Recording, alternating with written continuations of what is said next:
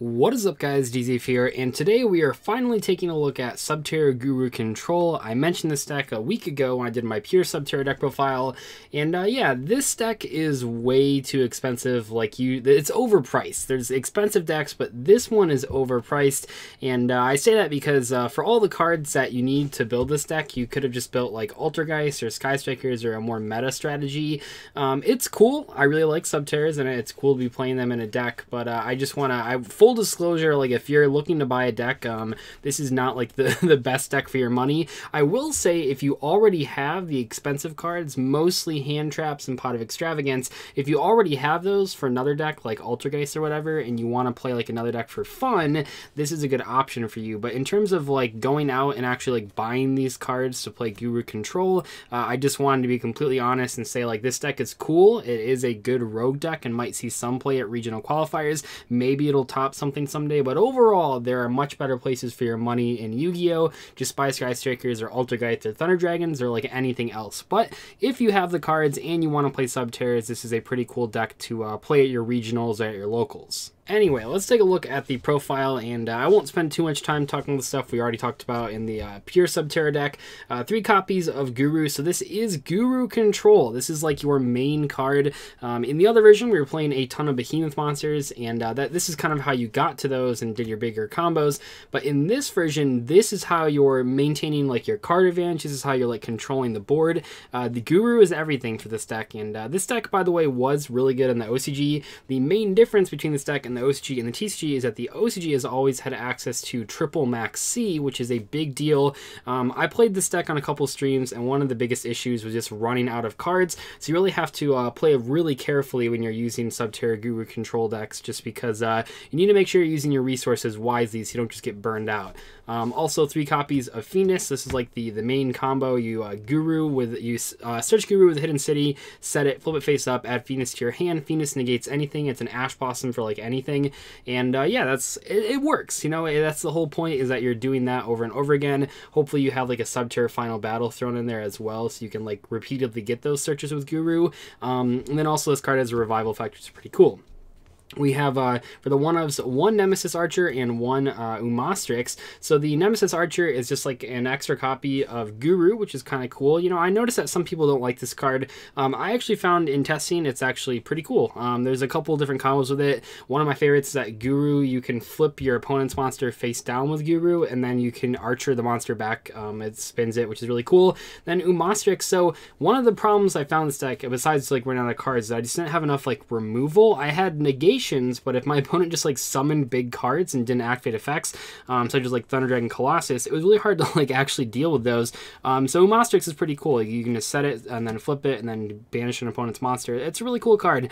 You don't really need any other behemoths in this version of the deck, but it's still nice to have that one of. So that's it for the monsters. So already, yeah, you can see it's kind of like a control deck. It's kind of like it's not Protect the Castle really, because like you don't just sit on one Guru. It's not really that important. But like your main playmaker, like there's not that many monsters with attack on here. You're mainly just using Guru over and over again, because pretty much every game you're just going to summon Guru and nothing else. Sometimes you have access to this, but not every time. And then, so what makes this deck so expensive, by the way, is all these hand traps. So we have 3 copies of Ash Blossom, which is a pretty standard card. We have 2 copies of the new Thanos Dragon thing. What is this card even called? I don't know, but this card is really cool. We were playing 3 on the stream for like the first stream that we played this deck, and oh man, it was way too cloggy. Like, you don't really want to draw 2 of these at the same time, so when you play 3 copies, like, you just draw 2 of them way too often, especially because this deck has so much deck thinning. This card's good, and it's good for fixing your hands. If you draw like 1, it's probably like at its best. Just if you can like summon this card when your opponent summons a Link monster and then draw 2 and put 1 back, that's all this card needs to be. It's like a magical mallet that's also like a +1, so it's kind of cool, and I like this card a lot. But at 3 copies, it was just way too much. The other cool thing about this card is that it prevents your Guru from being hit by stuff like Widow Anchor, which is kind of neat. And then yeah, it's kind of big, 2400, it's whatever, but this deck does struggle with dealing damage sometimes if you can't get to the final battle setup, or if you are forced to do things in inopportune moments and you can't actually get your like main combo going. Doing that 2400 is pretty good. So definitely you want 2 copies. Highly recommend not playing 3 copies though. It did not test well in the live streams. I'm sure anyone that was in those live streams can attest to that as well. And then one copy of Ghost Ogre. This is another card that I cut down on from the live stream. I was playing 2, I think. Maybe I was even playing 3. This card just isn't that good, this format. Like, it's okay against, like, some things, and it's good against, like, Skyscraper for hitting the multi-roll, but this card, like, sucks against Geist. You can hit, like, an already face-up Spoof Theme. Other than that, not really anything. It's just not that good of card, this format, so I definitely noticed that I was bricking a lot. So, yeah, I kind of cut back on the hand traps and added in some more utility cards. It's, like, the big difference from this version and the version that I played on stream. But these hand traps, as well as Impermanence, give you a lot of ways to deal with your opponent on their turn, which is pretty cool. And then the other expensive card, Hidden City. So in the pure version, this is like the only expensive card, besides like some extra deck stuff. But in this version, this isn't that expensive relative to like the rest of the hand traps and stuff. But this is like your main combo starter. We also have 2 Terraforming to search it out. The consistency is hurt a little bit because Terraforming is semi-limited, but overall, like, you don't really notice it. You can't even use 2 Hidden Cities in one turn, so you don't want to see like a ton of copies of it. But this card is very important. It is important to have access to Hidden City, not just Guru. Because if you just have access to Guru, a lot of times you just have to like set it on the first turn. If you already have Phoenix, you just like normal summon and pass. But Hidden City gives you that free search every single turn, and also it has like a cool negation attack ability, which is kind of nice. So I like those cards a lot. And then for the draw spells, so this is going up when I'm at YCS Chicago, so I will have already picked up a 3rd copy of this, but we're playing 3 Extravagance. This Desires is my proxy. Hey, if you put it like that, you can barely tell that it's not, I mean, the text's a little different. Anyway, you definitely need to be playing 3 Extravagance. You'll see my case review in a couple days or whatever. I only pulled 2 out of the case. What a ripoff. But anyway, I will have 3 of this by the time I get back, but I just want to get this up during YCS Chicago because I'm sure I'll have deck profiles over the weekend that I want to show you guys. Definitely play 3 Extravagance. It's so broken in this deck. You can get away with playing Desires, but I wouldn't recommend playing Desires and Extravagance because like if you Extravagance and Desires, you can't use Desires. If you Desires into Extravagance, you can't use Extravagance. Definitely just play through this card. Like the extra like doesn't matter at all. It's so crazy. And there's no other, like, if you take the Desires out, there's no other like draw spells in the deck, so it doesn't conflict with anything. This card is just nuts in this deck, so that's definitely a really big reason to play this deck, and also one of the reasons it's expensive. 2 Duality, this was suggested on stream, and yeah, I was totally wrong. I didn't realize that people were still playing Duality with the Extravagance, and this makes a huge difference. Like, I've been playtesting with this deck a lot this past week, and this card's really cool. Like, I like it a lot that this card is really good with Extravagance because it doesn't draw cards, it just adds cards to your hand, and you're still allowed to do that. You can't Duality into the Extravagance, but if you Extravagance into the Duality, that's pretty cool, so I like it a lot. This tested a lot better than I initially thought it was, and it's always cool when that happens with cards that I like Duality. Moving on, we had 1 Subterror Cave Clash and 1 copy of Scapegoat.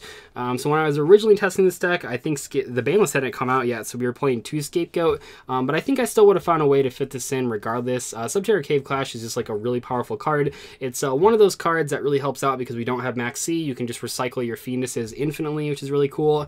I like it a lot. It's been testing really well. It's nice, and it's a Subterror card, so you can search it with everything. And then the Scapegoat is still really good at 1 of. You don't really use your extra deck. You use your extra deck less in this version than the pure version, so the pure version didn't use it that much either, but yeah, definitely want the Scapegoat just for some extra strength if you draw it. 2 Final Battle instead of 3, so the reason I was playing 3 in the pure version was because the Behemoths are really good to trigger on your opponent's turn, so if you had like multiple Final Battles, like even if you had 3, you were doing stuff with your opponent. A lot of times though in this deck you only really need 2, and you can get to them so easily because you just if you have access to 1, you can search the other with the Guru, and then you have both of them, and that's all you need. Like, you don't need, in this version of the deck, you don't need more than 2 of these activating at the same turn or whatever, and that's so many activations, right? Because on your turn you have 2, and then on your opponent's turn you have 2, and then your turn you have 2, just over and over again. That's plenty for this deck. Like, the effects in this deck are all like hard ones per turn, so you don't get really that much value out of more than 2 copies of Final Battle. And then 3 copies of Gozen.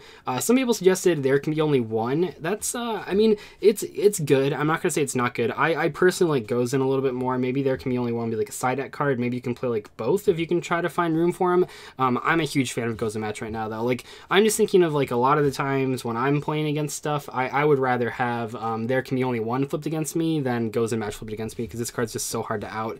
The main reason is that, like, if your opponent, there can be only 1 can be outed by like summoning like a hand trap and then like whatever your engine is, and then making a Nightmare Phoenix, and that's kind of like an issue with Gozen Match that doesn't really come up.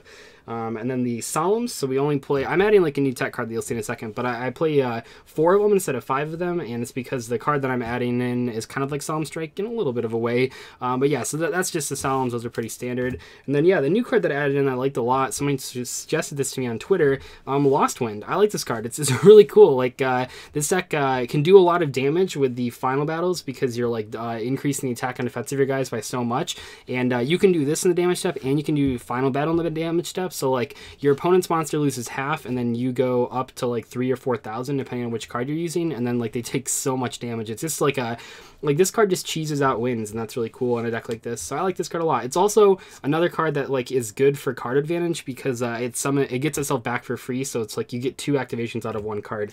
And then lastly, the last hand trap. Another reason the deck's expensive is just these 3 infinite impermanence.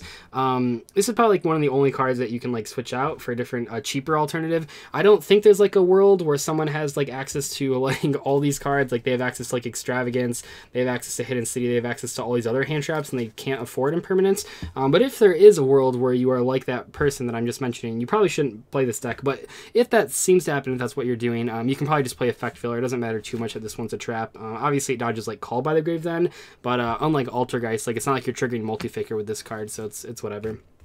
And and also this card actually, another reason, this didn't come up too often, but it's worth mentioning that Effect Filler actually does have one slight benefit in this deck over Impermanence in one situation, and that's if you use the Thanos Dragon to draw into this card, you can't play it, and that's kind of like a downside. That never came up in testing, but it's worth mentioning just in case you were wondering. I should get Effect Filler some credit, because it is better in that one situation. Anyway, the extra deck, which is, like I said, doesn't really matter. It's also very similar to the pure version. 2 Mrs. Radiant, 2 Link Spider, 1 Link Kribo, 1 of that guy that I can't pronounce, the 2 good Nightmares. You don't play Cerberus, like it just doesn't matter. Like for the most part, like getting rid of monsters isn't really that big a deal. You'd much rather like summon Umostrix and banish the monster than like consolidate 3 cards into a Cerberus, but these cards are good. This deck has a much easier time with monsters than it does back row, so these cards are really powerful. And then Triple Burst Dragon, because this deck can struggle against floaters if you have to like, if your opponent like baits the Fiendus. And then the 2 Borals that you'll probably never make unless you draw Scapegoat, and then some rank 4s instead of all the synchros. So we have Gaga Cowboy for time, Dweller for decks like BA, I don't know, just anything that has like a lot of floating effects, kind of like the Triple Burst Dragon reasoning. Dweller is really good. And then the 2 Utopia guys, you can usually like almost get up to 5,000 attack in this deck. Like you get to like 3,000 or 4,000 in this deck, but if your opponent has like something huge, or you need to do like a ton of damage in one hit, this is the way to go. And you have plenty of ways to summon 2 level 4 monsters. You can just Guru on your first turn, and the next turn like Fiendus to bring back a Guru, or summon a Guru from your hand, something along those lines. It's pretty easy to like get 2 level 4s to make a rank 4. But anyway, that is my Subterror control deck, my Subterror Guru control deck, I should say. Yeah, this deck's really expensive. It's a little too expensive for most people's taste, I think, but it's pretty cool. If you have all these cards lying around and you want to play something for fun, this is probably your best option. But for now, if you want to afford like a deck and you can only afford like the staple cards, like all the hand traps and stuff, and then like you can only afford like the rest of the cards, maybe just invest in Altergeist, because the core cards of this deck, like the Subterror cards, are actually more expensive than the entire Altergeist core, just because Hidden City has gone up in price so much. So you just probably be better off playing that deck, but it's still cool. I like Subterrors a lot. But yeah, I'll see you guys later. Thank you so much for watching today's video. Goodbye.